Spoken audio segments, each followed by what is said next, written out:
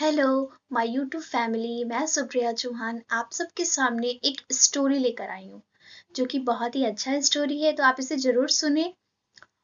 और मैं ये इस स्टोरी का नाम है सबसे अनमोल तोहफा। तो आइए हम स्टोरी को स्टार्ट करते हैं। एक लड़के की कहानी है। एक लड़का था जो कि नॉर्मल जो लड़के होते वैसे वो जॉब के तलाश में था। वो जॉब के तलाश में रोज इधर से उधर यहाँ से वहां करता था, लेकिन उसे जॉब नहीं मिला। उसका एक दोस्त था जो सेनापति था, राजा के दरबार में रहता था, वो सेनापति था। वो सोचा कि अब तो कहीं जॉब मिल नहीं रहा है, तो मैं बात करता हूँ सेनापति से। पहले तो वो सेनापति से बात नहीं करना चाहता था, उसे लगता था कि अच्छा नहीं लगेगा, मेरा दोस्त है। लेकिन फिर जब कहीं न मिलने के बाद नौकरी, वो सोचा कि क्यों ना हम बात करते हैं सेनापति से। फिर उसने सेनापति से बात की। उसने सेनापति को कहा कि मुझे राजा के दरबार में कोई काम दिलवा दो ना, मैं कोई काम कर लूंगा। सेनापति ने कहा कि आखिर कौन सा काम तुम्हें आता है अच्छे से, ये बताना तो मैं बात करूंगा। उसने कहा कि मुझे कोई काम ऐसा आता तो नहीं है, खास कोई काम मुझे करना नहीं आता, लेकिन थोड़ा बहुत काम मैं सब कर लेता हूँ। तो सेनापति ने कहा कि ठीक है, चलो मैं राजा से मिलवाता हूँ। राजा के पास गए। राजा थोड़ा दयालु थे और वो क्या किए कि उन्हें रख लिए।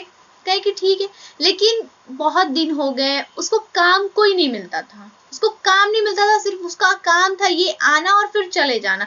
उसको कोई काम देते नहीं थे लोग। छोटा मोटा कोई काम कभी ना कभी राजमहल में कुछ कर देता था, लेकिन ऐसे कोई खास काम उससे नहीं करवाया जाता था उस लड़के से। एक बार राजा ने सोचा कि क्यों ना कुछ काम दिया जाए इस लड़के को। तो वो सोचे कि क्यों ना काम दिया जाए इस लड़के को। अभी तक तो मैंने काम इसे दिया नहीं है कोई खास काम, तो क्यों ना इस बार काम दिया जाए और जरा देखा जाए कि क्या वो किसी काम लायक है या मैंने सिर्फ इसे ऐसे ही रख लिया है। तो फिर वो क्या कहे कि मेरे जो इस राजमहल के बाहर में जो एक गांव है, वहां मेरे कुछ लोग लोन मुझसे लिए थे, जो गांव वाले अभी तक चुका नहीं सके। तो वो उनको टास्क दे दिया, उस लड़के को टास्क दिया। उन्होंने कहा कि तुम जाओ और वो मेरे जो बकाए जो पैसे हैं वो तुम मांग के ले आओ। तो उन्होंने कहा, वो लड़का जो कहा कि ठीक है, सिर्फ इतनी सी काम है, ठीक है मैं कर देता हूँ। और वो बोले कि चलो घोड़ा तैयार है, घोड़े पे बैठो और चले जाओ। घोड़े पे बैठो और चले जाओ, जाओ और मेरा बकाया हुआ पैसा लेके आओ। और ये कागज है जिसपे उन लोगों का अंगूठे का निशान है, वो जाओ और गांव वालों को दिखाना और लेके आ जाना। तो वो कहा कि ठीक है, लेकिन राजा मैं आपसे एक बात कहना चाहता हूँ, अगर मैं वहां से आऊंगा वापस आते वक्त आपके लिए मैं क्या लेके आऊंगा। तो वो कहे कि तुम और मेरे लिए क्या लेकर आओगे। ठीक है, तुमको अगर ऐसा लग रहा है कि मेरे लिए कुछ लेके आओगे, तो तुम पहले इस घोड़े पे बैठ के मेरे महल के चारों तरफ पहले घूम लो। अगर जो चीज तुम्हें वहां नहीं दिखेगी वही चीज तुम लेके आना, ठीक है। तो वो कहा ठीक है, मैं वही चीज लेके आऊंगा। और वो घोड़े पे बैठा और निकल गया। पहाड़ से नीचे उतरा तो बगल के गांव आ गए। गांव वालों के पास उसने कागज दिखाए और सारे लोगों को उन्होंने कहा, उस लड़के ने कहा कि ये राजा मुझे भेजे हैं अपने बकाए पैसे वापस कर लेने के लिए। तो आप लोग सारे लोग अपने बकाए पैसे जो है राजा के वो दे दो मुझे, मैं लेके जाता हूँ। तो सारे लोग जो गांव वाले थे ना, वो सारे उदास हो गए, मायूस थे, सारे की आंखों में आंसू थी। उन्होंने कहा कि हमारे पास अभी देने के लिए कुछ भी नहीं है, हम तो खाने के लिए हमारे पास पैसे भी नहीं है, खाने का भी कुछ नहीं है, तो हम कैसे दें, हम क्या कर सकते हैं। तो उस लड़के को ना उनपे दया आ गई और वो कहते हैं कि ठीक है, मत देना, ये सारा लोन माफ हो गया। तो वो सारे गांव वाले कहते हैं कि माफ कैसे हो जाएगा, क्योंकि उनपे तो अंगूठे के निशान है मेरे, कैसे माफ कर दोगे तुम। तो वो क्या कहा कि ठीक है, जब आपको इसी चीज से डर है ना, तो मैं क्या करता हूँ, इसे जला देता हूँ। और वो राजा क्या किए, जो लड़का था उस कागज को जला दिया। जब वो जैसे ही वो जला दिया तो सारे लोग झूमने लगे, खुशी के मारे खूब खुश हो गए वो लोग, सारे लोग झूमने लगे। तो फिर वैसा जो लड़का जो था वो वो जो लड़का था वो उसने कागज को जला दिया। अब गांव वाले काफी खुश हो गए और कहे, वो सोच लिए कि अब तो जान गए कि वो तो कागज जल गया है, अब हमें लोन नहीं देना है। वो बहुत ज्यादा खुश थे गांव वाले सारे लोग, और वो कहे कि राजा के लिए आप हमारे लिए आशीर्वाद लेके जाइए, और हमारी सारी जो हम उनके लिए अच्छी अच्छी शुभकामनाएं देंगे हम उन्हें, और हमारी दुआएं लेके जाइए आप राजा के लिए।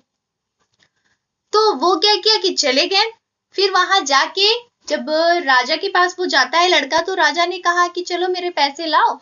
तो उसने कहा कि वो पैसे तो उनके पास, गांव वालों के पास तो कुछ देने के लिए था नहीं, और पैसे तो मैं नहीं लेके आया हूँ, क्योंकि उनके पास था नहीं, खाने को जब चीज नहीं था तो पैसे कहाँ से आपको वो देते। तो राजा कहने लगा, पागल हो क्या तुम, मैंने तुम्हें पैसे लाने के लिए कहा था और तुम खाली हाथ आए। तो उसने कहा कि खाली हाथ तो मैं नहीं आया हूं, मैंने ये तो नहीं बोला कि मैं खाली हाथ आया हूं। आपने मुझसे जाते वक्त एक चीज कहा था कि जो इस महल में नहीं हो वो तुम लेते आना। तो वो बोले कि कैसा क्या तुम लाए हो जो मेरे महल में नहीं है। तो दुआएं लेके आया हूँ, सारे गांव वालों की मैं दुआएं लेके आया हूँ। ये फिर भी राजा समझदार थे, उन्होंने कुछ भी नहीं बोला, और ये फिर मामला वहीं पे शांत हो गया। फिर वो पैसे के बारे में चर्चा नहीं किया उस लड़के से। फिर क्या हुआ, कुछ दिनों बाद राजा पे अचानक से हमला हो गया। एक और राजा आ गया और वो हमला कर दिया। राजा अपनी जान बचाने के लिए भागने लगे इधर उधर। फिर उस लड़के को याद आया कि वो जो गांव वाले जो थे उनके पास हम राजा को ले जाएंगे तो वो उन्हें बचाएंगे। जैसे ही राजा अपने परिवार के साथ उस गांव में गया, वो लड़का लेके गया, उस सारे लोग जो गांव वाले थे धूमधाम से राजा की स्वागत की और उन्हें अपने घरों में छुपाया और आश्रय दिया उन्हें। तो आज उनकी राजा को आज पूरे अच्छे से मायने में पता चल गया कि उनकी दुआएं कितनी काम आई, और आज अगर वो पैसे ले लेते तो आज जिस सिचुएशन में वो थे उनके परिवार और वो बच नहीं पाते। आज जो आक्रमण हुआ था, दूसरे राजा ने उन पे आक्रमण किया था, तो आज वो दुआएं उनके काम आ गई, उनकी जान को बचाया गया, वो सिर्फ और सिर्फ उस दुआएं के वजह से है। तो आपको मैं ये बताना चाहती हूँ कि पैसे से आप बहुत ही महंगे महंगे गिफ्ट लेके, और वही आपके लिए बहुत ही अच्छा तोहफा नहीं है। एक अनमोल तोहफा प्यार होता है, दुआएं होती है। हम कभी कभी ये सोचते हैं कि जो बहुत ही एक्सपेंसिव गिफ्ट्स देते हैं वो हमारे लिए काफी अच्छे हैं, उनके अनमोल गिफ्ट्स वो हमारे हैं, लेकिन ऐसा नहीं है। कभी कभी हमारे लिए हमारी सबसे अच्छी अनमोल गिफ्ट्स है हमारे लिए बड़ों का प्यार, और हमें सम्मान, बड़ों का प्यार, दुआएं सबसे अच्छा तोहफा है। तो आज इस स्टोरी में मैं आपको यही बताने वाली थी कि पैसों से सब कुछ नहीं होता। ये दुआएं, अगर आज दुआएं वो लोग नहीं देते, राजा अपने पैसे वापस ले लेते उस वक्त, तो फिर आप बताओ क्या आज उनकी जान बच पाती? नहीं बच पाती ना। उनके साथ साथ उनके बच्चे, उनकी बीवी, सारे की जान चले जाते, उनके परिवार। लेकिन आज वो दुआएं काम की, राजा ने उनसे पैसे नहीं लिए तो गांव वाले उनसे खुश थे, और अपनी दुआएं में उन्होंने ऐसा लगा ना कि वो मेरे पैसे को माफ कर दिया और आज उनको हमारी जरूरत है, तो वो उनकी मदद किए। तो इसीलिए फ्रेंड्स, पैसा ही सब कुछ नहीं होता है। अनमोल तोहफा, ये हमारे दुआएं, प्यार, ये सारे ही अनमोल तोहफे हैं जो कि पैसों से नहीं मिलते। और आपको पता होगा कि पैसों से हम बेड खरीद सकते हैं लेकिन नींद नहीं खरीद सकते। हमें भूख लगती है तो हम पैसों से खाना खरीद सकते हैं, लेकिन पैसों से भूख नहीं खरीद सकते हम।